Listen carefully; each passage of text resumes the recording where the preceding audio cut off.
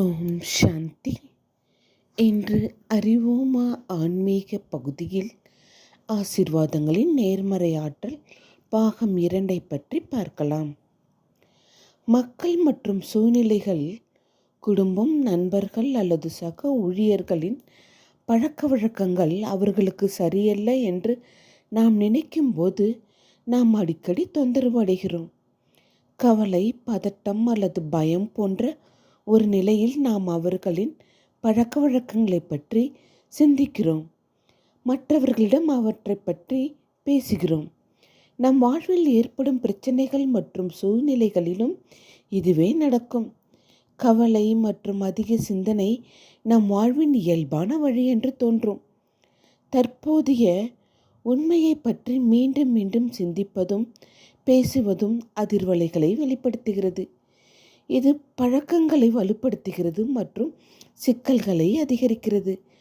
அவர்களை மாற்றுவதற்கு செல்வாக்கு செலுத்தும் சக்தி நம்மிடம் உள்ளது.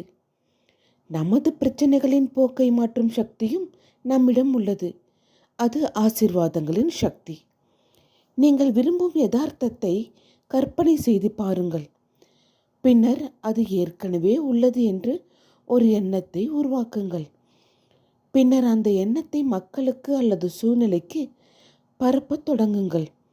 நீங்கள் நினைத்தது நடக்க வேண்டும் என்று மட்டும் சிந்தித்து பேசுங்கள். அது நடந்துவிட்டது என்று நம்புங்கள். இவை அவர்களின் பழக்க வழக்கங்கள் அல்லது பிரச்சனைக்கான ஆசீர்வாதங்கள். நமக்கு தெரியாமல் இருந்தபோது எதிர்மறை எண்ணங்களை உருவாக்கி கொண்டிருந்தோம்.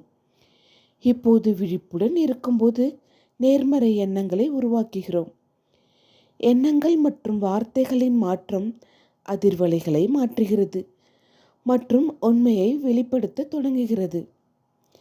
எடுத்துக்காட்டாக, உங்கள் பிள்ளை நன்றாக சாப்பிடவில்லை அல்லது படிக்கவில்லை அல்லது பெரியவர்களுக்கு கீழ்ப்படியவில்லை என்றால் நமது இயல்பான சிந்தனை எப்படி இருக்கும்?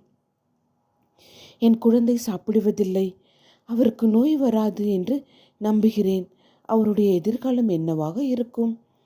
அவர் செயல்படும் விதம், அவர் ஒருபோதும் வெற்றி பெற முடியாது. அவர் நடந்து கொள்ளும் விதத்தை பாருங்கள், அவர் ஒருபோதும் மாறமாட்டார். அத்தகைய எண்ணங்களை நாம் உருவாக்கும் போது நாம் யதார்த்தத்தை மீண்டும் உறுதிப்படுத்தி அதை பெரிதாக்குகிறோம். யதார்த்தத்தை மாற்ற நம் எண்ணங்களை மாற்ற வேண்டும். ஆசீர்வாதம் இவ்வாறு இருக்க வேண்டும்: என் குழந்தை நேர்மையாகவும் கீழ்ப்படுதல் உள்ளவராகவும் இருக்கிறார். அவர் அனைவரையும் நேசிக்கிறார், மேலும் மதிக்கிறார். அவர் உண்மையானவர் மற்றும் கடின உழைப்பாளி. இன்றைய வெற்றி எப்போதும் அவருக்கு உறுதியானது. அவர் சரிவிகித உணவை உண்கிறார், எப்போதும் ஆரோக்கியமாகவும் மகிழ்ச்சியாகவும் இருப்பார். தினமும் இந்த எண்ணங்களை உருவாக்கி பரப்பி உங்களை ஆசீர்வாதங்களின் சக்தியை அனுபவியுங்கள். ஓம் சாந்தி.